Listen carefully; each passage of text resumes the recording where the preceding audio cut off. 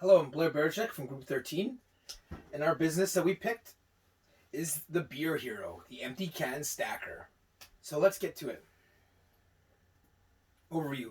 So first we're going to talk about the product need, market opportunity, the competitive analysis and solution, the marketing plan, the financials, and the action. So overview of the project is we think it is a potential winner. I think there's opportunity for it, and I think that, and our group thinks that it would be a winner if we went forward with it. This is why. First, there's the problem. Have you ever tried recycling beer cans? It's extremely annoying. The things are flimsy, they're messy, they're stinky when they spill over because they're messy and flimsy, and they're bulky. Like you can't even really store them or transport them. It's a pain in the neck. Now, it's important that we recycle these things because you get 10 cents per can, and the environment also needs our help, and that recycling is a growing trend. So there is a problem there. It shouldn't be this difficult. If you look how bulky and ugly it is in the sink or in the trunk. Look how bulky and ugly it is. There's got to be a better way.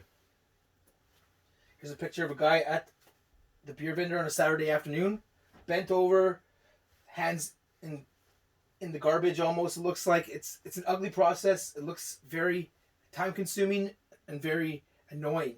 It also looks, you got to bend over. It's not a good process. Now you get 10% each can because Labatt cans got to go to Labatt, Sleeman cans got to go to Sleeman, and Molson's got to go to Molson. So these cans can't be crushed, otherwise they don't know where they go, and they just go to the normal recycling plant. So you don't get that rebate if they're crushed. So that's where this problem lies. How do you transport these flimsy cans? So market opportunity, substantial, 7.7 billion per year in off-premise consumption. That's a lot, 7.7 billion. And of that measurable, 65% were cans. So that's a very good large number to work with. Accessible. We want to sell this product online, and so online shopping is growing in popularity. So people will be able to access this product. Actionable. There's a growing trend in green alternatives and recycling. So people will be motivated and they will take action to try to fix this problem that is arising. So our solution is the beer stacker. It'll fit 24 cans, probably 6x4, because that's to be the most sturdy. Stacks neatly for storage and transportation. It's washable because beer stinks after it spills. And future designs could have folding and draining technology on it. So there's room for advancement in these designs. Product prototype would look like this. You might not be able to see it, but it's basically a plastic box with magnets on each corner that would allow it to stack with other ones that would have magnets on the bottom. And in the far picture, you might not be able to see it, but you just stack them all on top of each other. Pretty straightforward. Part components to be made of plastic. That we flirted with other ideas of plastic, probably the most affordable. It would have magnets to utilize that technology to make them stick. So when you're transporting them, they wouldn't topple over because that's a huge problem. We also might build advertising space on the side, so Bud Light could have a Bud Light on the side, or the New England Patriots or some other sports team could have advertisements on the side. So there's that to the design as well. And yes, the less material, the better. We're trying to cut costs, so the less material, the better. Competitive analysis. The Fast Rack is our number one competitor. They deal with bottles only, though. That their price is $45 Canadian. Bottles only. You might be able to see it there, might not. And they're only available online. There's no can version. Now another competitor would be a cardboard box. You get these are free or very cheap at least. You get them when you purchase beer, and that's what the beer comes in, or at the vendor. Sometimes they have these cardboard boxes, but they cannot be stacked. They're non-durable, and you get them at the vendor. It's not that solid of a competitor. Now these are some prices that we got off Google. $45 for the drainable option. $27 for just a normal plastic option with no draining reservoir. So that's sort of our range. And the $100 option has a cleaner. I guess if you want to clean the bottles, that's $100 plus. So that's sort of our range of competitors and their prices. So this is the SWOT analysis. The strengths of the Beer Hero, the beer stacker would be, first of all, it's cheap to make. It's made of plastic, a couple magnets. It's cheap to make. It's not a complicated product. Next up is you can sell it online. It's a low involvement product, so people will be willing to purchase it online. It's not like purchasing a house or some sort of huge investment. So that's a strength for us as well. Another strength is it pays for itself. So after so many amounts of uses, it will actually pay for itself. So that's a huge, unique option, that attribute that we believe this product possesses. And it's a novel idea. It's new, so it's going to make a splash. People are going to talk about it. It's going to be neat. Now, weaknesses, internal weaknesses, would be our business has a small amount of capital. We don't have a lot of money and a little experience. You don't have a lot of experience either. Now, external opportunities would be the green movement. Now, recycling is huge. It's only growing. Carbon emissions, everyone's talking about, climate change. So green movement, this is a recycling product. It's in our favor. Also, recessions. If people are losing out on disposable income, they might flirt with the idea, you know what, I might have to recycle my beer cans. That 10 cents actually does add up. I could use that money. So recessions or people that need money, definitely opportunity. Also, another opportunity is a large market segment.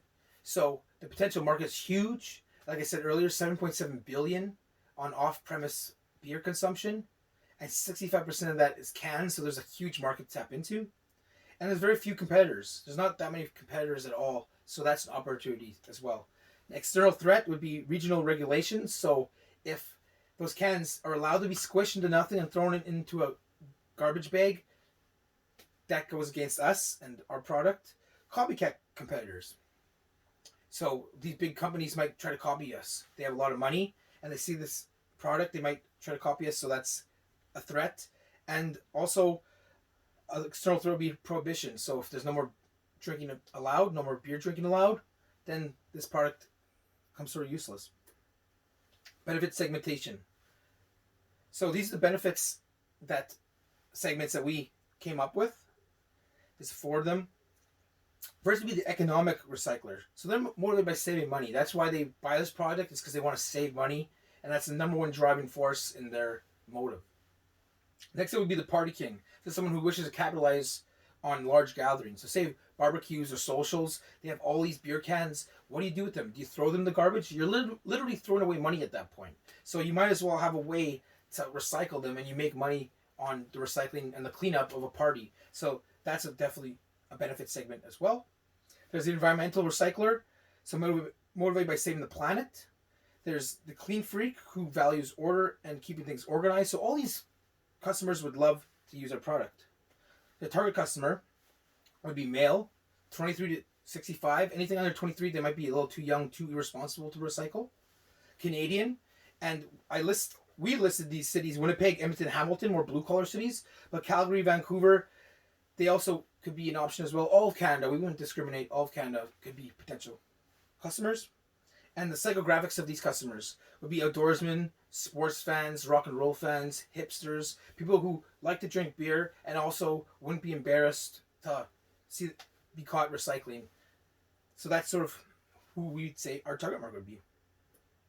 Pushing the 4 Ps, the product, it's designed for the sole purpose of recycling beer cans. Price, we want to range it from $9 to $15. Our competitors was $27. That seems too much. So $9 maybe in the bundle pack. $15 by himself seems very reasonable.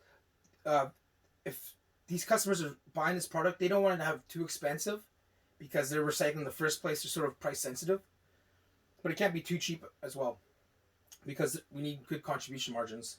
Place. The value is experienced wherever people attempt to recycle. So at home, in the vehicle, or at the beer vendor, this is where the value of our product would be obtained and experienced. And promotion. So we thought of tying into the Canadian identity could be a good launch for this product, be it hockey season, be it Canada Day, maybe Canadian Tire, and also tap into influencers such as the YouTube stars, the Nelk Boys, where they're Canadian and they love to drink. You can really capture a younger demographic with those guys. And also utilize digital marketing, so search engine optimization and other digital marketing techniques. Costs and financials.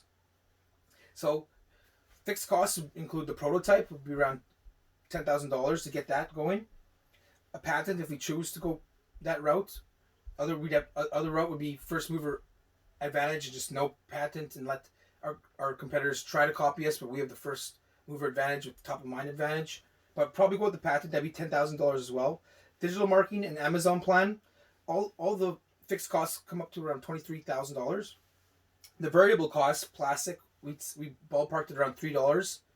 That's a conservative estimate, Magnets would be around $1, and manufacturer overhead would be around 50 cents. So that's $4.50 per cost per unit.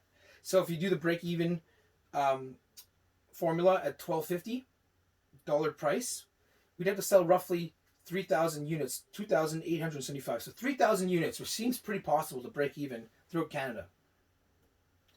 Now, revenue models would be per unit online. That's the best. Through Amazon, people could contact us. That'd be the best revenue model. But per unit retail could also be an option as well. Canadian Tire, Cabela's, and beer vendors. We could also license to beer companies, but that's a little dangerous because they're so powerful they could maybe screw us over in some way. And then there's serial entrepreneurship route where we could sell or merge with a business after a year or two. Now the action. We took a lot of actions for this product. We observed beer vendors. We contacted BDL, the Brewers Distributor Limited. We brainstormed prototypes and marketing ideas. We surveyed for feedback, and we contacted contact mentors for prototyping and revenue models. So we did a lot of research, and we believe that this is going to be a winner. So that is the presentation. We believe the Beer Hero, or whatever we end up calling this product, is a winner, and we think the world will be a better place with it in it. Thank you, and goodbye.